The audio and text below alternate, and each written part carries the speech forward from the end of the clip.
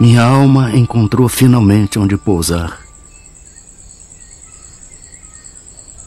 Tendo deixado os espaços agitados pelo vendaval da descrença, da dúvida, do ceticismo, que devasta, que esteriliza, que calcina, se assim me posso exprimir, recordando as torturas de quem sente a necessidade de crer, mas não encontra onde assentar sua crença. E não encontrava onde assentar minha crença, porque o ensino de Jesus, que uma força intrínseca, uma disposição psíquica me levaram a procurar, como o nauta perdido na vastidão dos mares, procura o norte.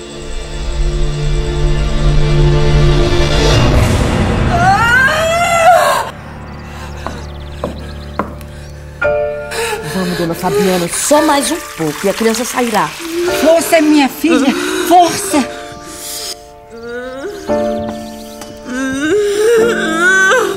Agora, só mais um pouco, a senhora está conseguindo.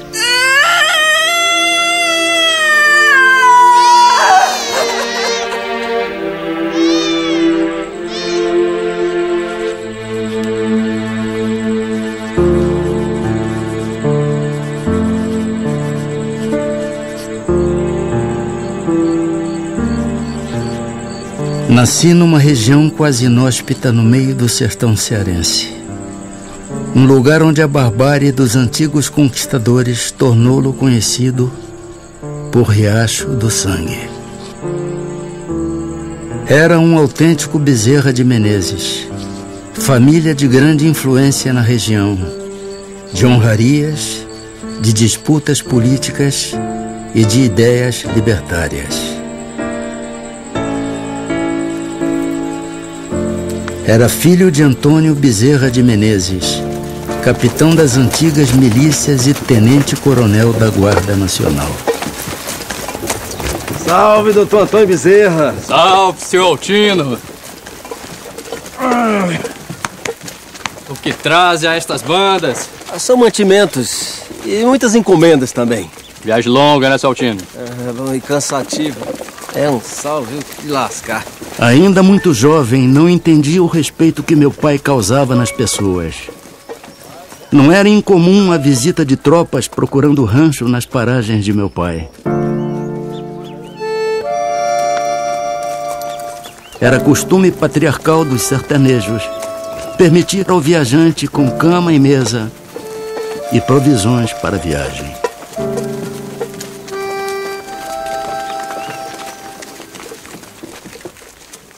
Trouxe o que lhe pediu, tio? Mas é claro, né, seu Antônio? Ó, o menino Adolfo vai gostar disso. Muito bom. Adolfo, meu filho, corra! Corra, tem uma surpresa pra você.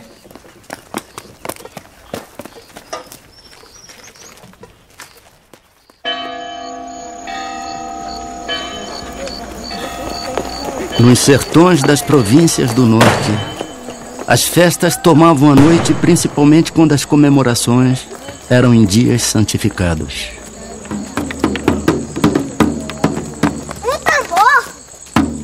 Nasci e criei-me no seio de uma família tradicionalmente católica.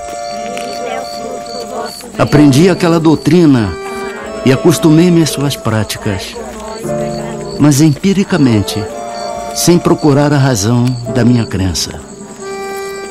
2 pontos, entretanto, me pareciam luminosos no meio daquela névoa.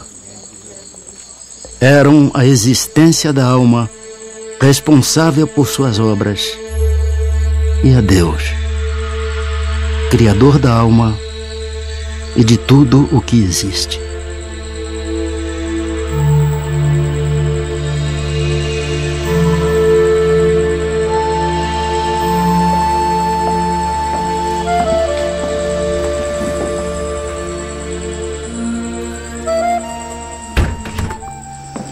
Doutor Leopoldino, o senhor sabe quanta alegria o senhor traz para essa casa com a sua visita e de sua esposa. Alegria e muita honra, não é mesmo? Aceita um licor? Sim. Merci, madame. Meu senhor. Obrigado, Fabiana. Mas, doutor Leopoldino, conte-nos aquela história. A família era mesmo de São João do Príncipe.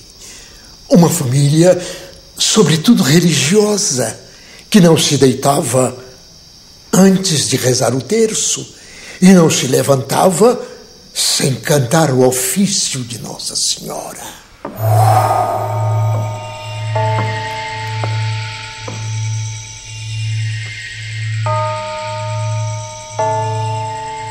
Onde está Hermínia? Espere, meu pai. Vou chamá-la.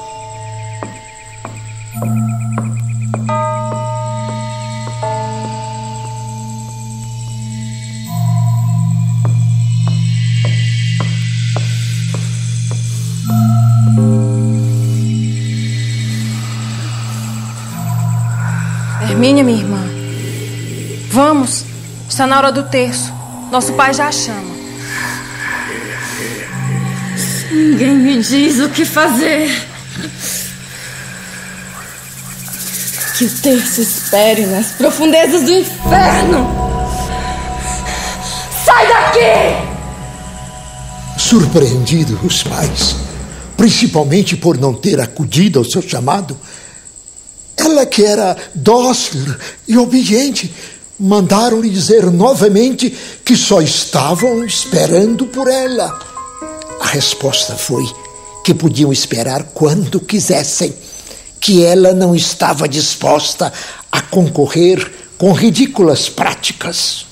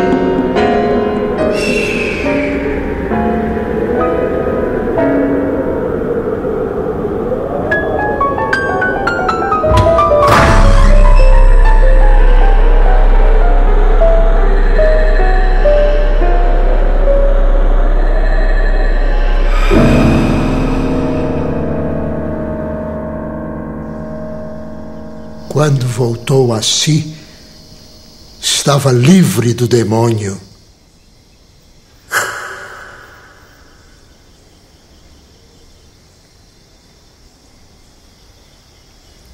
Aquele relato do velho contador de histórias seria o meu primeiro contato com o universo além da matéria.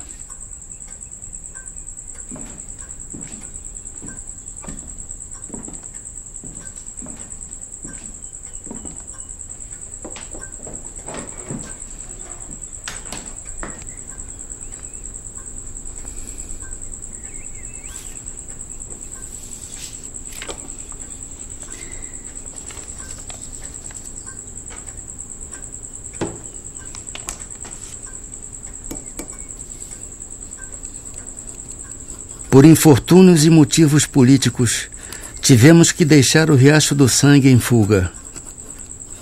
As perseguições aos ideais libertários se intensificaram na província. Um aliado político e parente, Major Facundo, fora assassinado e meu pai corria risco de vida.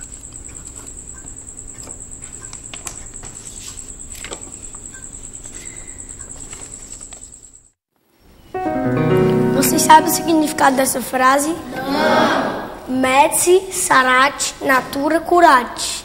O médico trata, a natureza cura. Vamos repetir. Medici, sarat, natura, curat. Agora a frase toda. Medici, sarat, natura, curat. Ficamos 7 anos em Martins, o suficiente para aprender latim na escola da latinidade e substituir alguns mestres em suas lições diárias.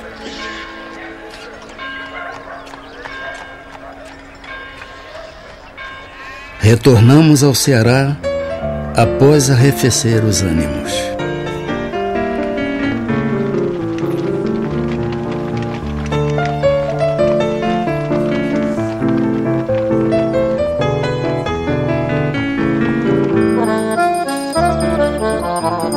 Quando estava finalizando meus estudos no liceu, meu pai ofereceu uma ceia aos amigos, o que era bastante comum.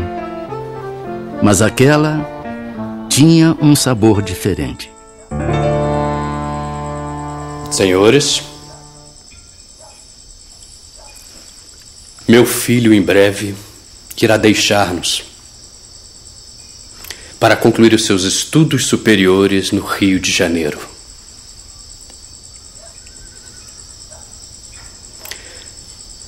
Quero, pois, aproveitar este momento solene e dizer-lhe, diante de meus amigos, uma palavra que me vem do coração. A única e verdadeira felicidade que um homem pode ter na terra é a que oferece o estudo, o lar, a família, os filhos. E se esta felicidade é a avis rara dos poetas, meu filho irá encontrá-la em seu caminho. E peço-lhe, em meu nome e de sua mãe, que a acolha e não deixe escapar.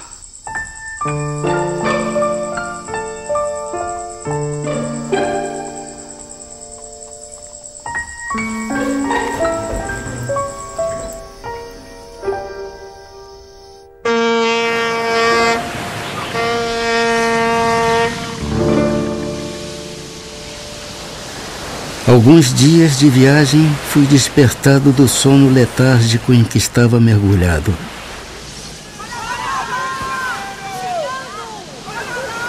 Nenhum perigo havia. Eram os passageiros que se acotovelavam para melhor verem o gigante de pedra que guarda a entrada da primeira baía do mundo.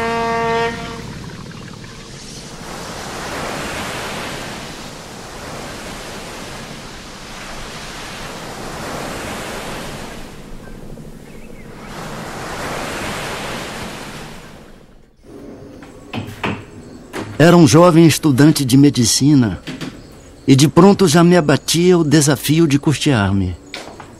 Se não bastasse a falta de trato dos colegas, me era preocupante a dívida da pequena pensão e a manutenção de meus estudos.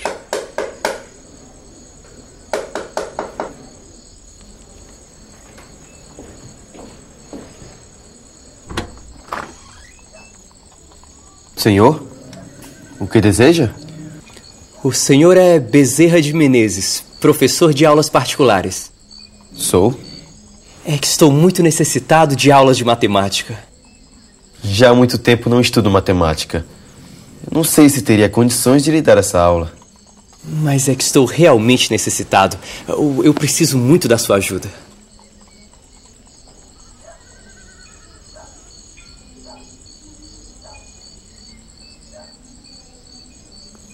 Está bem. Mas eu preciso de um tempo. Uma semana, talvez. Para que possa estudar. Preparar-me para dar essa aula. Acordado, acordado. Aqui está o seu pagamento. Por favor, não. Pague-me só depois. Esse dinheiro o meu pai me deu como mesada. Se o senhor não aceitar agora, eu vou acabar por gastá-lo com futilidades. E quando chegar a hora certa, eu não vou ter como lhe pagar.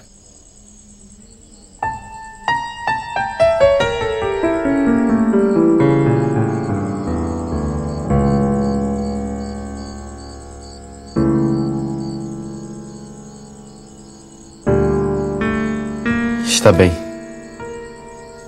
Muito obrigado. Aquele dinheiro era suficiente às necessidades mais urgentes. Mas o aluno nunca aparecera a uma única lição.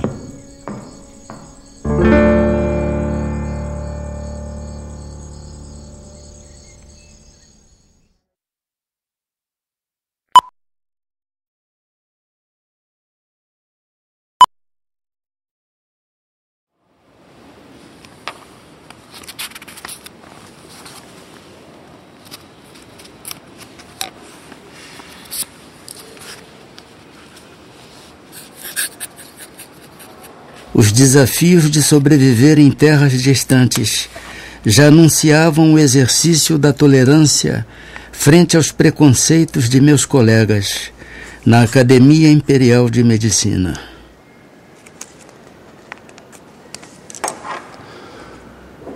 Do tupi, maracuia.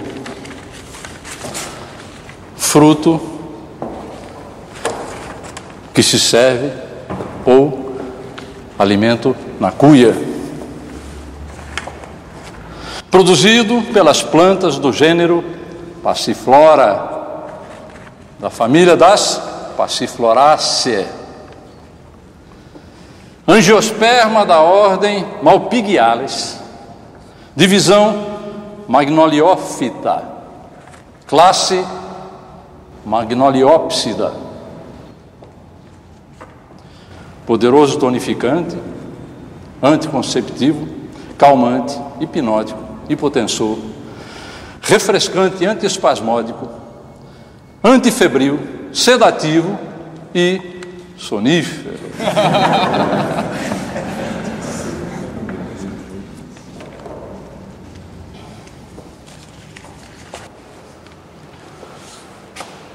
Meu jovem Adolfo, o senhor tem certeza de que a autoria desse documento lhe pertence?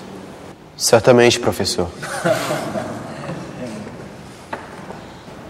Então, diante de tão magnífico trabalho, o senhor não refutaria um exame oral? De certo que não, professor.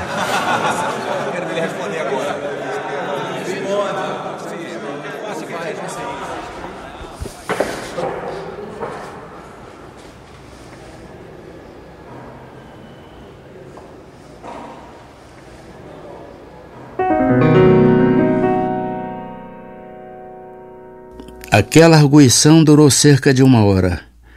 Ao constatar de que o trabalho era de minha autoria, conquistei um certo respeito de meus colegas e mestres.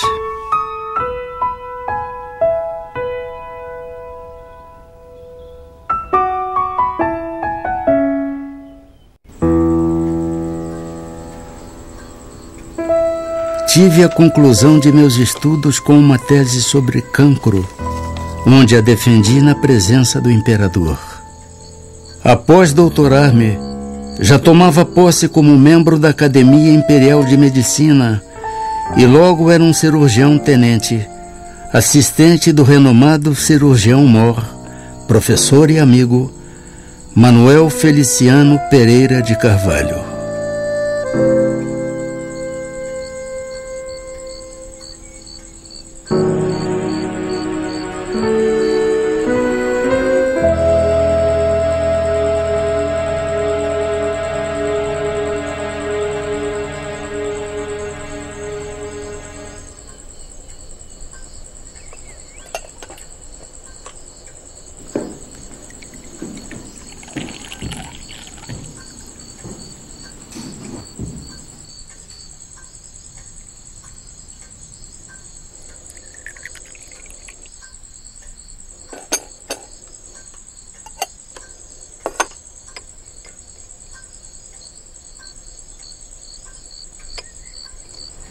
Maria Cândida.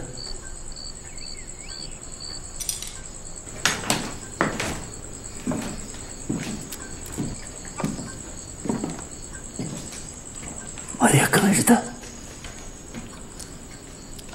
Creio, Adolfo, que devas aceitar o convite à vida pública.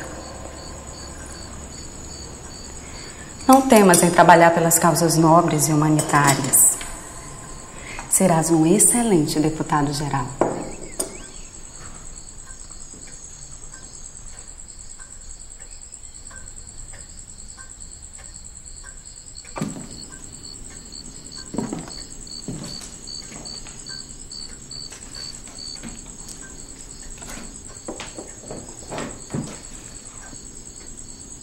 Maria Cândida me motivava entre duas paixões, a medicina e a política. Senhor presidente, o projeto 15 de julho, da autoria do nobre deputado Rodolfo Dantas, é um avanço abolicionista.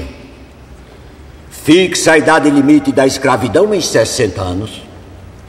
As reações adversas ao projeto são os abusos praticados pelos abolicionistas. Senhor presidente, peço licença para uma intervenção.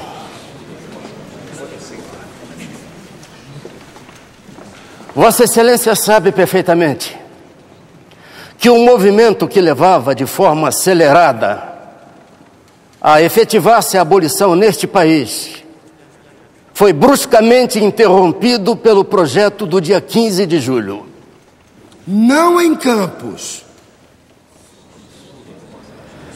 Eu tenho a impressão que o nobre deputado pelo 6º Distrito veio a esta tribuna mais como representante de sua localidade do que mesmo para refutar as minhas proposições, que representam a mais pura verdade.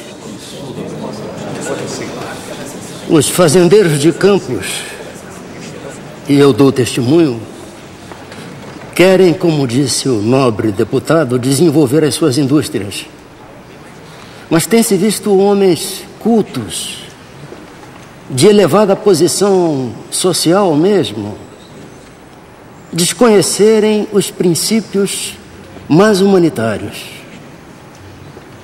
E os abolicionistas querem e devem conter os desmandos destes homens, mas o fazem dentro dos princípios e dos limites determinados pelas leis deste país. Esses homens, senhor presidente, são capazes de cometer as maiores barbaridades contra escravos que são seus semelhantes.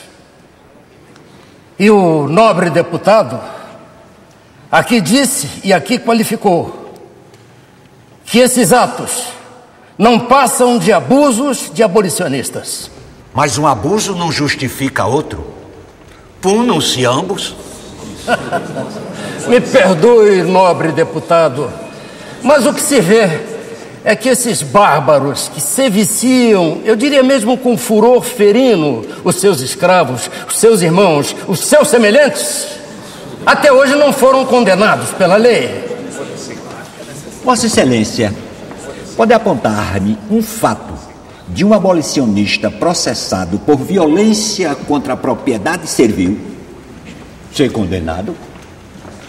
Não vai encontrar nenhum. Realmente, nobre deputado, eu não apresento um só, porque já que os senhores que torturam, barbarizam, se viciam os escravos que são seus semelhantes e não sofrem qualquer tipo de repressão, por que os abolicionistas deveriam ser punidos por salvarem vidas?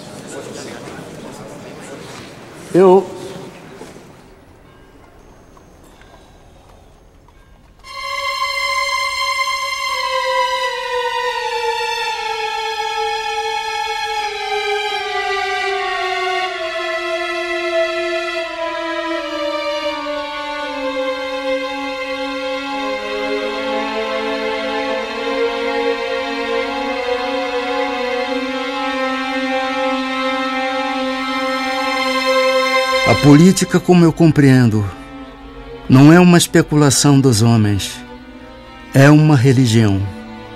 A religião da pátria, tão sagrada e obrigatória como o culto das verdades eternas que constitui a religião de Deus.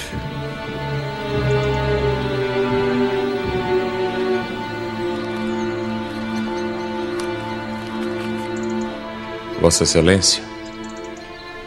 Vossa Excelência?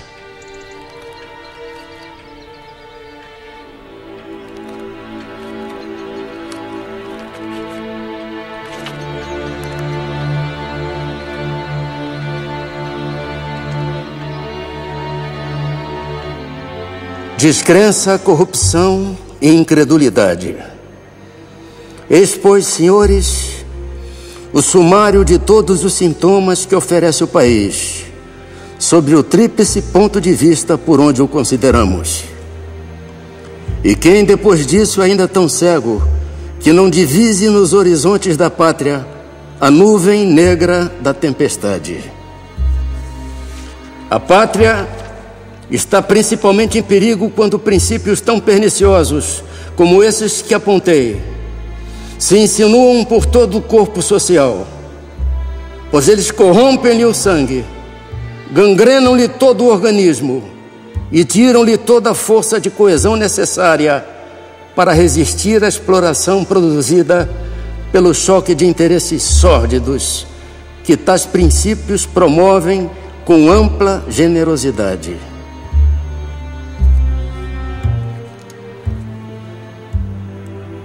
Senhores, a sociedade brasileira está gravemente enferma. As extremidades estão frias e o coração não tarda.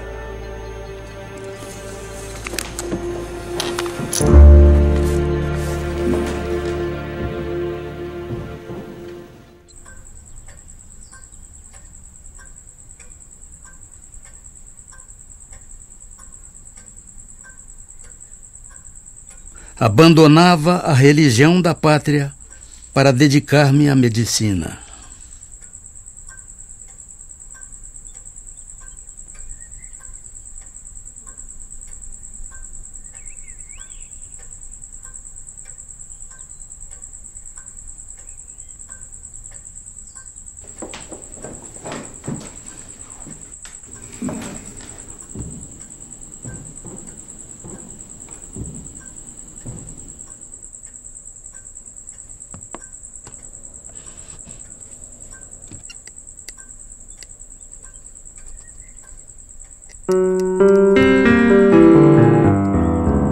O amor, meu amigo, o amor é uma chispa da luz eterna que penetra nossa alma e nela grava o cunho das coisas imperecíveis.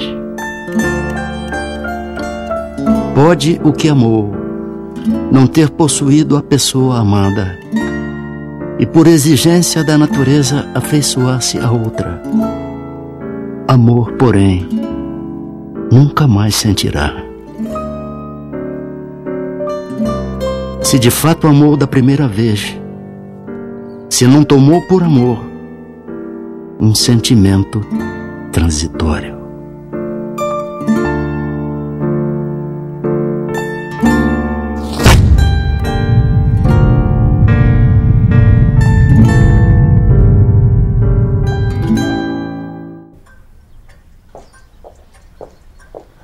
Após o desencarne de Maria Cândida, esposei-me com sua irmã, Cândida Augusta, que sempre esteve ao meu lado, principalmente nos momentos de desculto à matéria, resignação e dedicação à minha crença.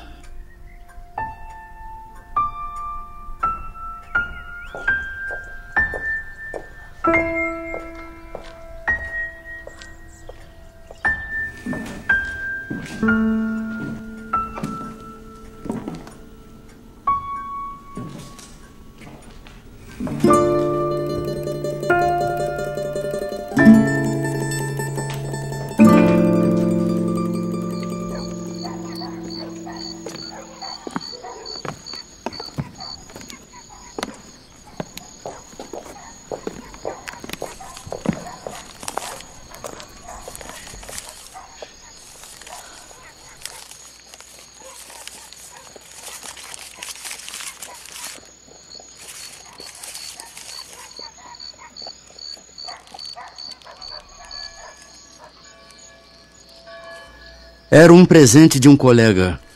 Ainda não sabia o motivo ao certo. Deu-mo na cidade. E eu morava na Tijuca, a 1 hora de viagem de bonde.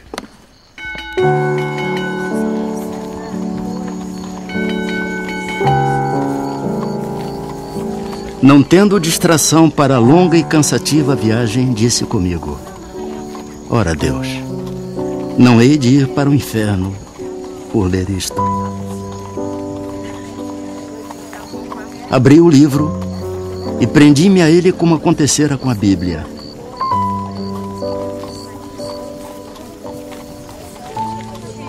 Lia, mas não encontrava nada que fosse novo para o meu espírito.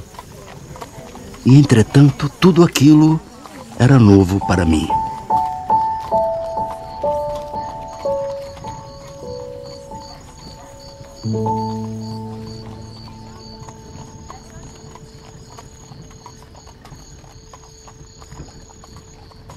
Se não bastasse a afinidade com o Livro dos Espíritos, a experiência com o médium João Gonçalves foi a certeza de meu desígnio.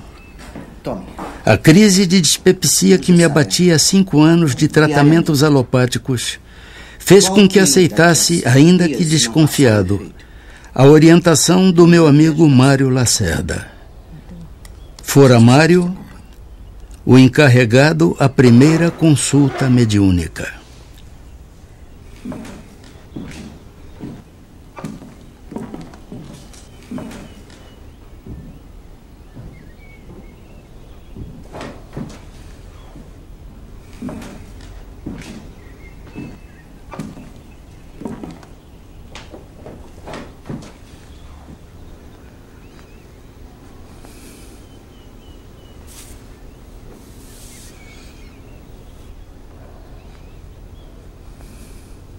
O que lhe traz aqui, filho?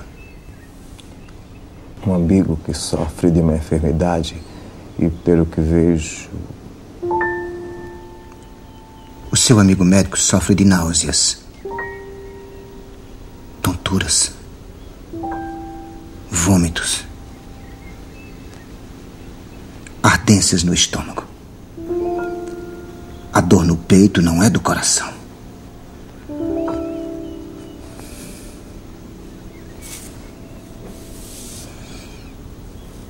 Entregue-lhe este remédio. Peça-lhe para diluí-lo em água.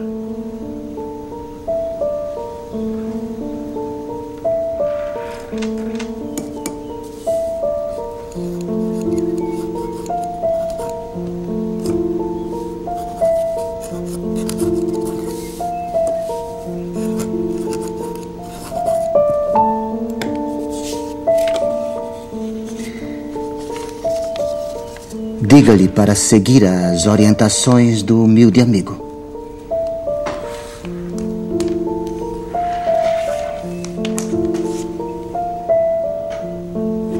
Nada me impressionou ver um homem sem conhecimentos científicos e até sem instrução regular discorrer com proficiência anatômica e fisiológica sem claudicar, como bem poucos médicos o podem fazer.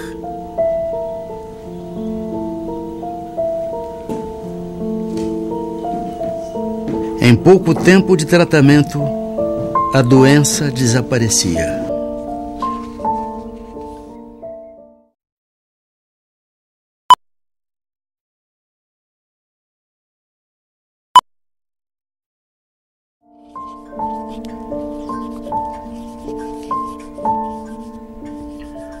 Recordo-me o que seria um dia decisivo. Influência física nenhuma senti. Mas moralmente já me tornara outro homem.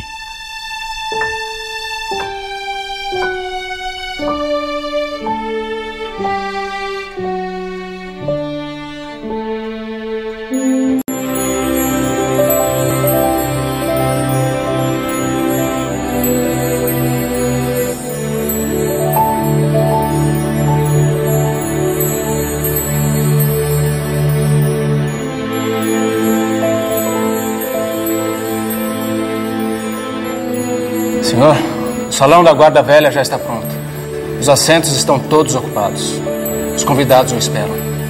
Por favor, me acompanhe.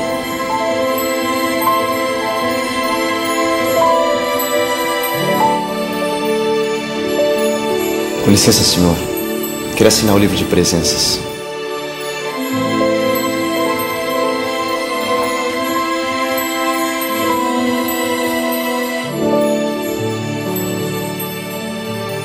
Que os bons espíritos o acompanhem, Senhor.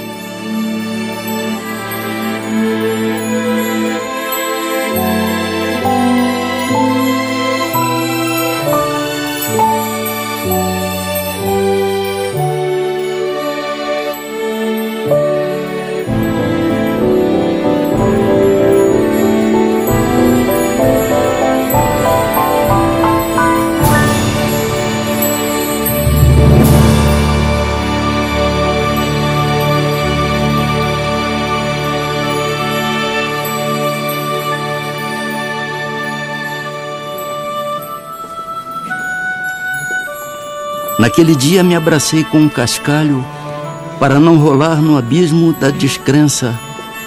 E como aquela mão me impeliu para ele, quebrou a meus olhos e me fez patente o brilhante nele contido.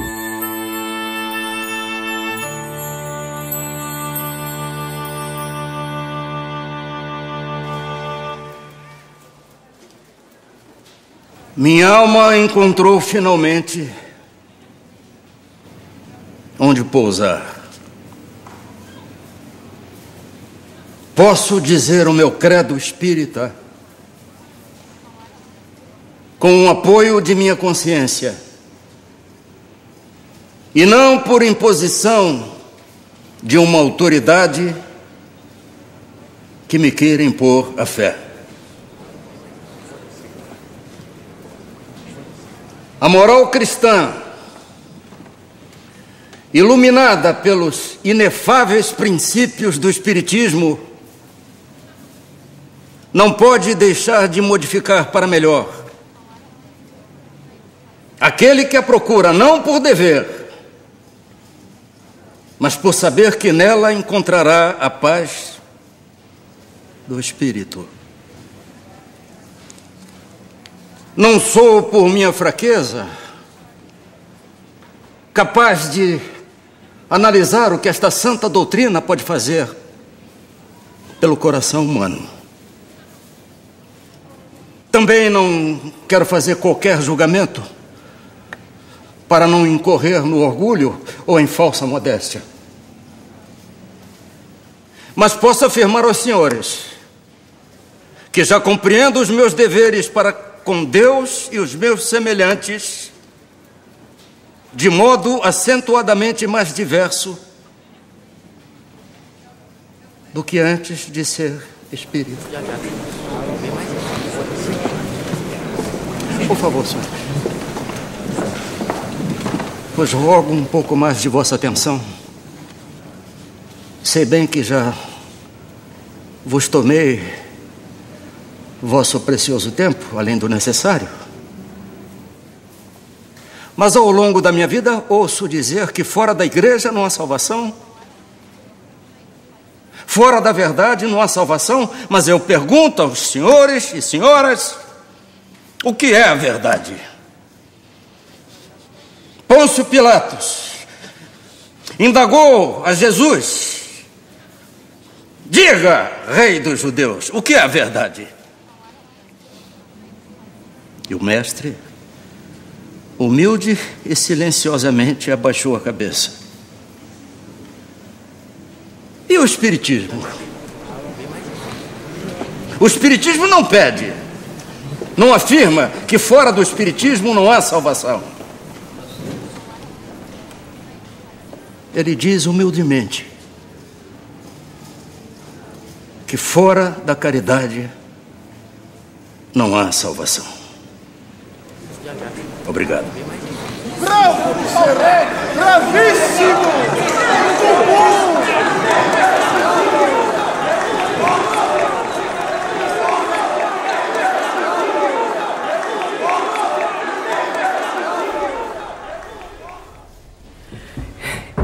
sei como ele vai receber essa notícia. Preocupado no coração dele.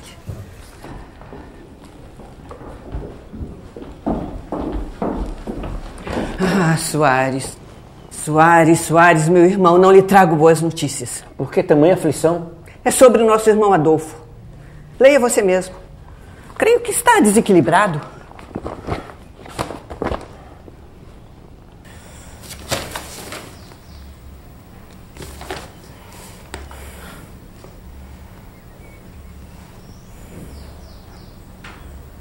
Está louco? Por que cometer tal pecado em público?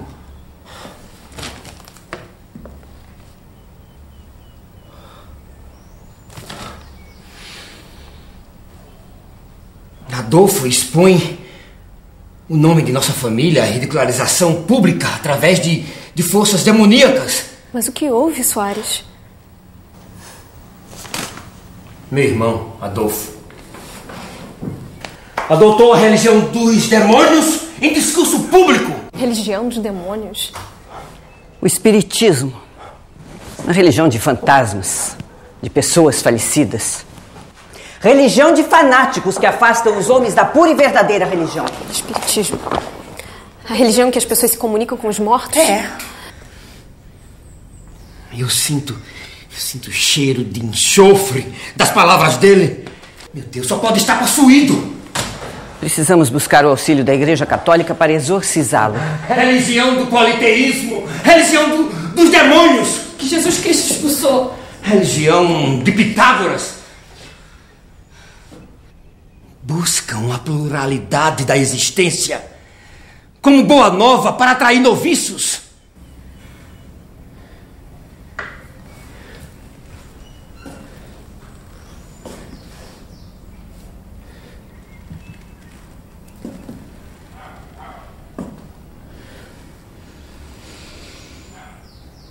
Como tiveste coragem, meu querido irmão? Como?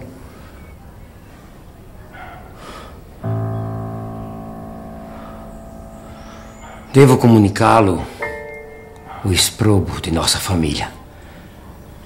Não farás mais parte dela.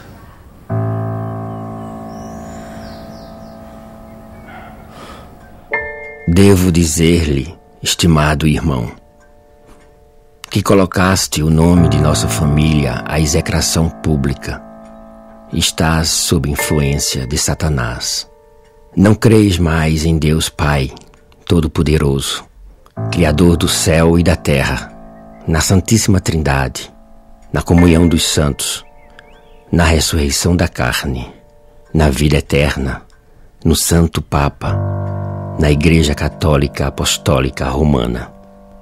Busque o auxílio de padres exorcistas para livrar-lhe deste mal, antes que seja punido por tamanha iniquidade. Concluo afirmando-lhe que não mais faz parte desta família. Seu irmão, Manuel Soares Bezerra.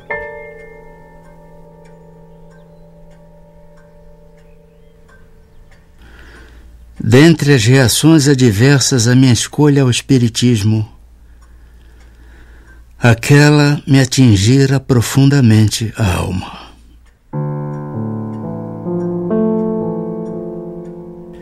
Em resposta aos impropérios, escrevi-lhe uma extensa carta que me vinha do coração. Creio em Deus Pai Todo-Poderoso, Criador do céu e da terra. Creio em Jesus Cristo, seu dileto Filho, nosso Senhor e Redentor. Creio que a Igreja foi instituída por Ele para ensinar sua santa doutrina e que é assistida pelo Espírito Santo nesse santíssimo mistério. Creio na comunhão dos santos, na ressurreição da carne, na vida eterna. Não creio na lenda dos anjos decaídos, porque crer nisso valeria por negar a onipotência e a onisciência do Senhor. Não creio que o mal possa vencer o bem, eternizando-se como este no reino de Satanás. Não creio que o espírito criado pelo Senhor possa fazer-lhe frente, resistir-lhe e destruir-lhe os planos, e nem que o Senhor permita isso, servindo-se do rebelde para castigar o rebelde. Porque nesse caso, Deus não criou o homem para o bem e para a felicidade. Não creio nas penas eternas, porque Deus é Pai. Não creio na infalibilidade do Papa, porque assim teríamos um Deus no céu e outro na terra. E a comunhão dos santos significa para mim a comunhão dos espíritos. Eis o meu credo e digo-lhe que tenho fé viva e esperançosa. Esperança firme de subir com ele à sociedade de Deus na eternidade. Pouco nos resta de vida, a mim e a você. Pouco nos falta para nos encontrarmos onde, livres da obsessão da carne, possamos conhecer se tem ou não razão. Paz e amor em Jesus Cristo, nosso Senhor. Seu irmão, Adolfo.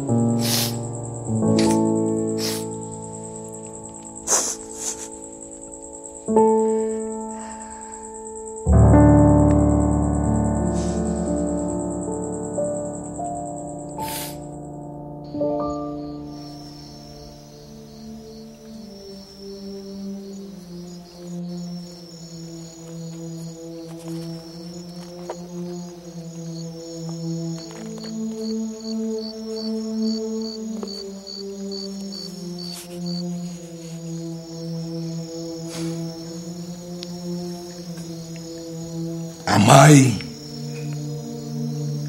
os vossos inimigos. Agradecemos a todos os bons espíritos de luzes que quiseram se comunicar conosco e lhes pedimos nos ajudar para que possamos desenvolver e orientar a todos através das instruções que nos deram e que possamos, ao final desta reunião, cada um de nós sair cada vez mais fortalecido na prática do bem e do amor ao próximo. Desejamos também, ao mesmo tempo, que essas instruções sejam proveitosas para os espíritos sofredores, ignorantes, viciosos, que também pediram para assistir à nossa reunião e aos quais rogamos a Deus toda a sua misericórdia. Graças a Deus.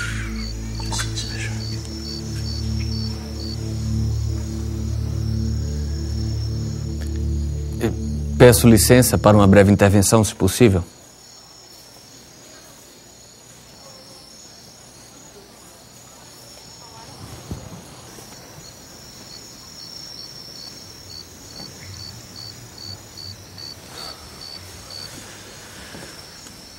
Bezerra, continuo ateu. E não somente por meus colegas, mas também por mim, venho convidá-lo a um debate público, a fim de provarmos a inexpugnabilidade do materialismo contra as pretensões do espiritismo. E devo prevenir vocês que o materialismo já levantou extensa lista de nomes de médiuns fraudulentos, de ilusionistas que operam em nome de poderes imaginários, daqueles que largaram o suposto das forças psíquicas e fizeram declarações quanto às mentiras piedosas de que se viram envoltos. Dos chamados sensitivos, que reconheceram seus enganos e desertaram das fileiras espíritas. E, juntamente com esta relação, apresentaremos outro rol de nomes que o materialismo também levantou.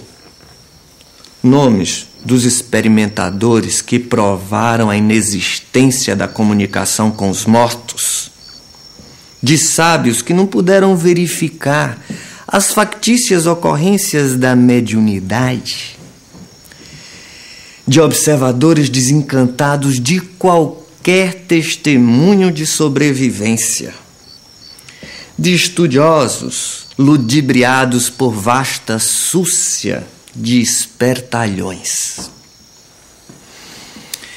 Esperamos que você e os espíritos aceitem o repto.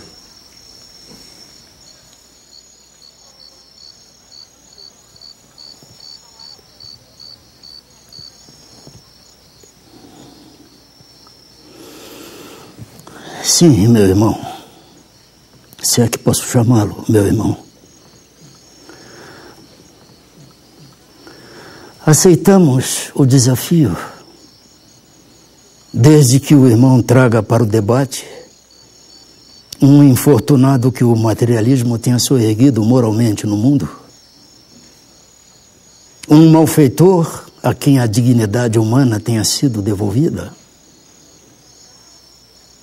um infeliz a quem o materialismo tenha restituído o riso, a alegria de viver,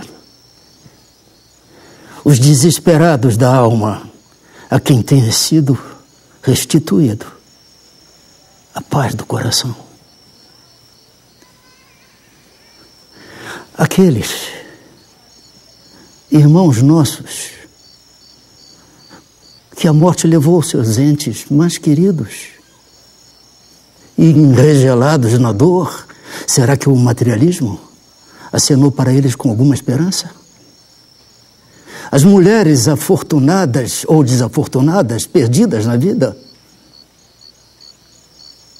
o materialismo devolveu a elas o equilíbrio, a serenidade e a paz?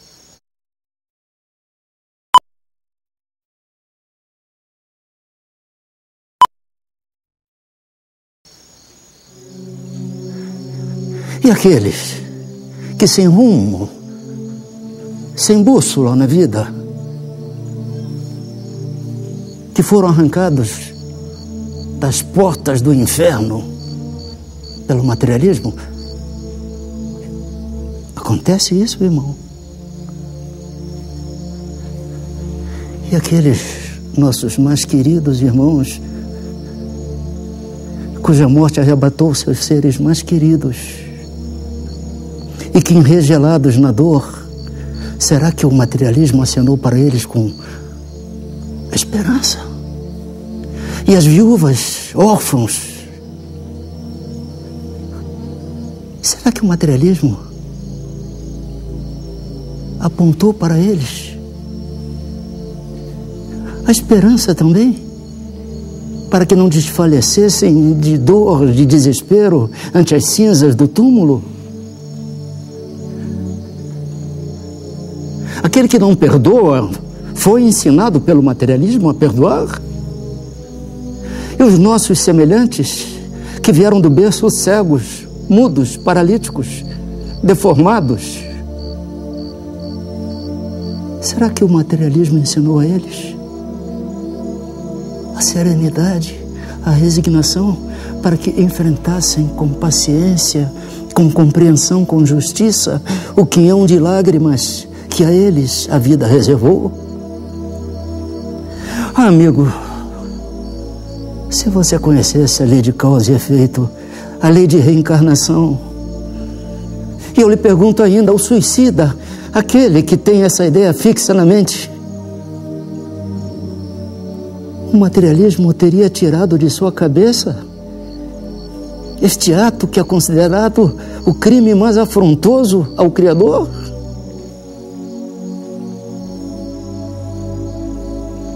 O materialismo esvai-se. O materialismo não preenche a existência. O que fica é um vazio existencial. O que fica é um vazio espiritual. Traga-me, irmão, um só ser desventurado que o materialismo tenha tirado do cipó de sofrimentos neste planeta de expiação. E nós, espíritas, aceitaremos o rapto.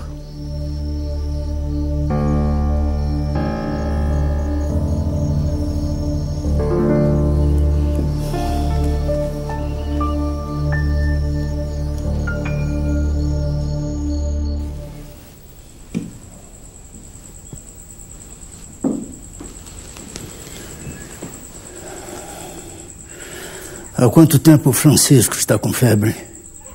6 horas. Começou sem nenhum motivo aparente. Muito bem. Eu vou preparar um banho. A febre vai ceder. Não. Fique com o Francisco. Eu atendo.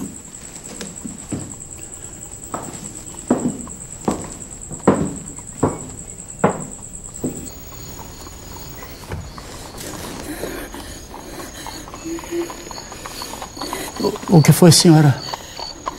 O que aconteceu? Senhor, o senhor precisa me ajudar.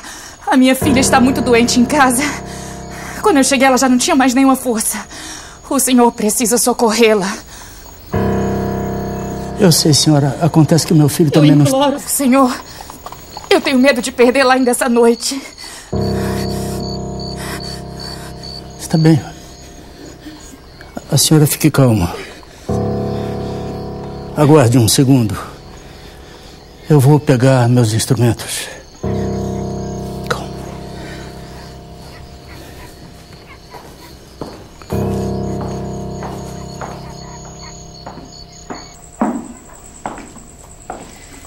Quem era, Adolfo? Uma senhora aflita. A sua filha está muito doente e necessitando de cuidados urgentes. Fique com Francisco. Eu vou atendê-la. Não, meu filho.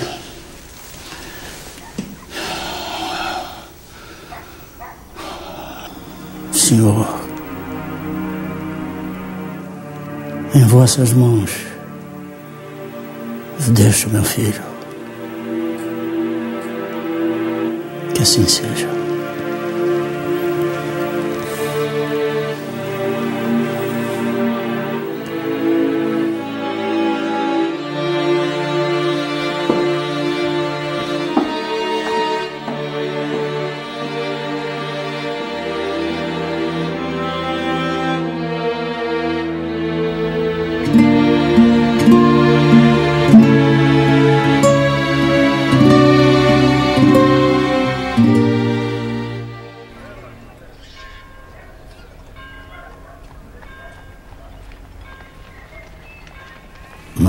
Mais. Bota a linguinha para fora. Isso.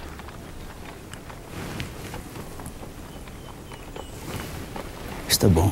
Está bem. Pode vestir a criança, senhora.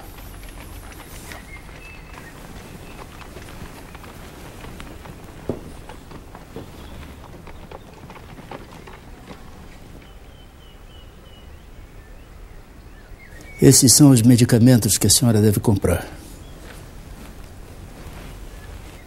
O que a sua filha apresenta tem cura.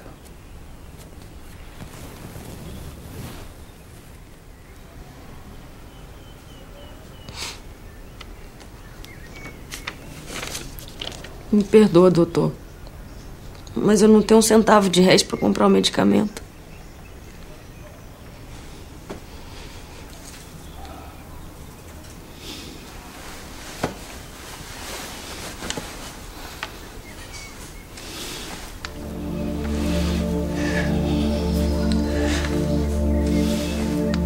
Tome, senhora. Isto lhe será mais útil. Não posso aceitar. Não posso. É o seu anel de formatura. Ele não terá a menor utilidade para mim, senhora. Se eu não puder exercer o meu ofício em toda a plenitude, por favor.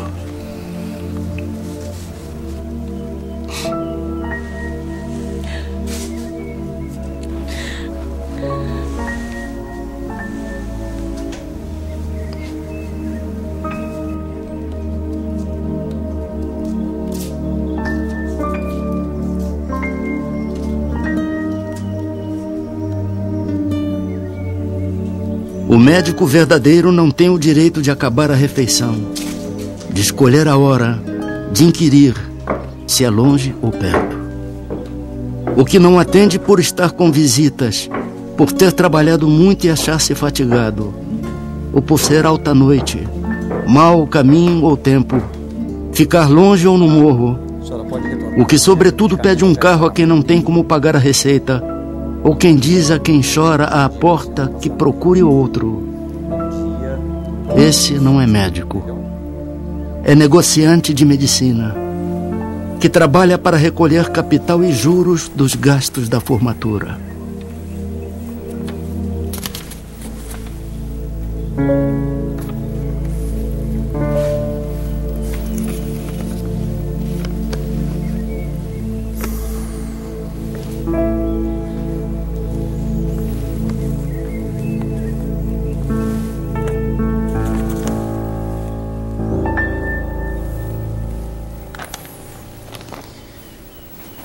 Nós já temos inúmeras dívidas do Dr. Bezerra de Menezes.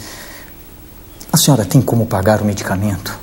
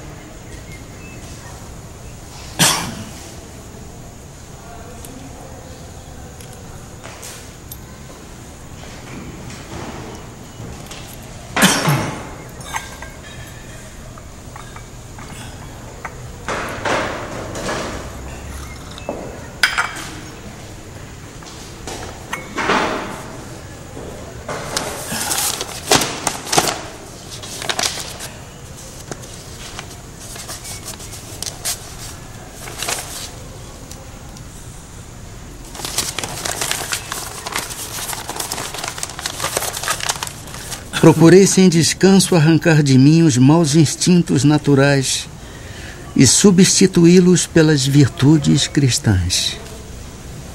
Tendo fé, tenho esperança. E quanto à caridade, procuro tê-la o mais que me é possível.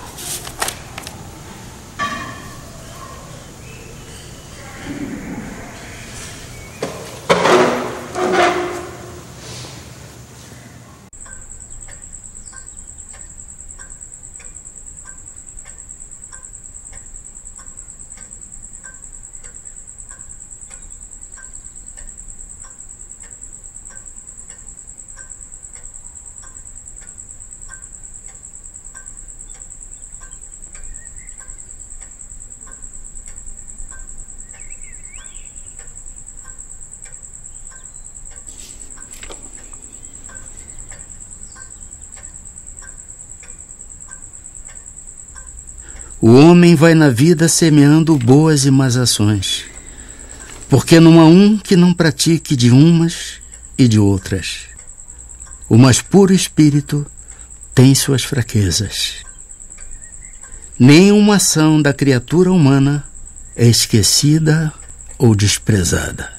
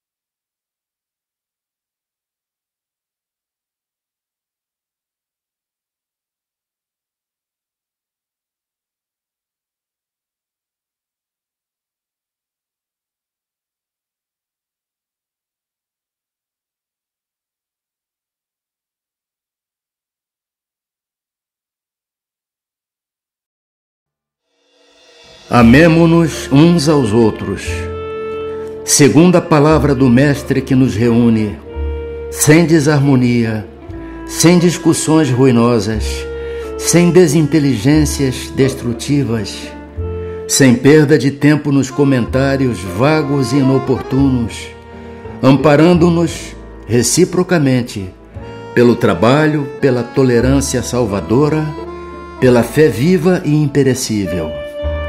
Recordemos as palavras do Código Divino para vivê-las na acústica de nossa alma, seguindo o Senhor em sua exemplificação de sacrifício, de solidariedade e de amor. Eu sou o caminho, a verdade e a vida. Ninguém irá até o Pai, senão por mim.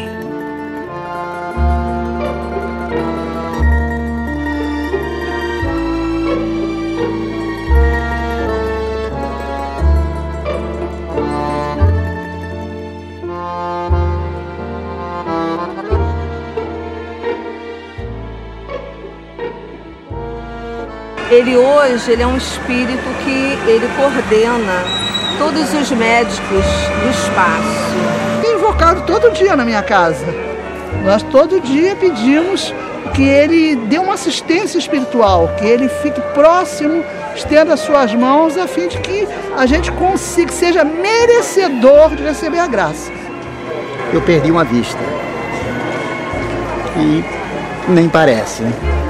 Então, nessa operação eu pedi, não só o Bezerra de Menezes, como a outros médicos do espaço, que orientassem os médicos que estavam me operando. A humildade, a caridade, são o maior exemplo dele, Dr. Bezerra de Menezes. Foi um médico, mas fazia muita caridade, ajudava muitas pessoas, entendeu? São um dos maiores exemplos dele, a caridade, a humildade que ele tinha no coração. Quando eu me lembro que o Dr. Bezerra nasceu em 1831, e conseguiu o que ele conseguiu, porque a gente vai fazer um pouco mais de esforço para também conseguir ser uma pessoa melhor. Para mim, Bezerra de Menezes, se fosse ele católico, ele era santo já. Como era espírita, ele é um trabalhador do Cristo em benefício das pessoas carentes, em benefício de todos nós. Bezerra de Menezes é a luz. Depois de Jesus, só Bezerra de Menezes, porque respeitando a Deus, porque o que ele fez, nenhum outro homem fez aqui, pelo menos no Ceará, no Brasil, porque no século passado, nascer aqui, se formar, ser o médico dos pobres, renunciar a tudo e aceitar a doutrina espírita, e divulgou a união, o amor pelo seu semelhante, concluídas as palavras de Jesus: amai uns os outros como eu vos amei. Ele amou tanto que não ficou com nada da terra, mas ficou com tudo do céu.